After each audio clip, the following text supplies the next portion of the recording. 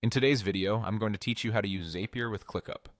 Whether you're looking to bolster productivity or automate tasks, integrating these two powerhouse platforms can be a game changer for your workflow. Let's dive right in. First, navigate to the Zapier home. If you're new to Zapier, it's essentially an online automation tool that connects your favorite apps, such as ClickUp, to streamline processes. Once you're at the Zapier home, look for the button that says Zap.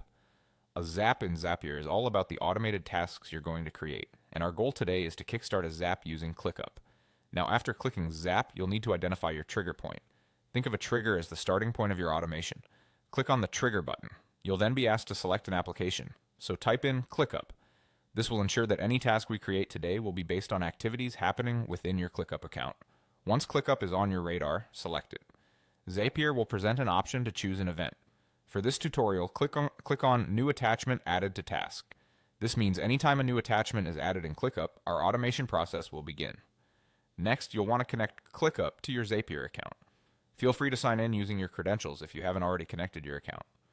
This integration is crucial for the Zap to pull data effectively from your ClickUp workspace. After connecting, choose the specific workspace you want the Zap to interact with. Workspaces in ClickUp act as organizational hubs, and integrating them allows for targeted automation. Simply select the workspace you're interested in, and then click on Connect Workspace. This will finalize the Zapier and ClickUp sync, ensuring they can communicate seamlessly. The subsequent step is to configure the setup. Look for the Configure button and give it a click. You'll likely need to choose specific values linked to your workspace to ensure precision in your automated tasks. Navigate through the settings to the option that prompts you to choose value. Here you should select your current workspace or any crafted test environment you've set up for practice. Finally, it's time to test. Testing ensures everything is functioning correctly before you go live. Click on Test, followed by Test Trigger, to see if the automation captures the desired activity as expected. A green light here means your setup was successful and your Zap is ready to go. And that's it.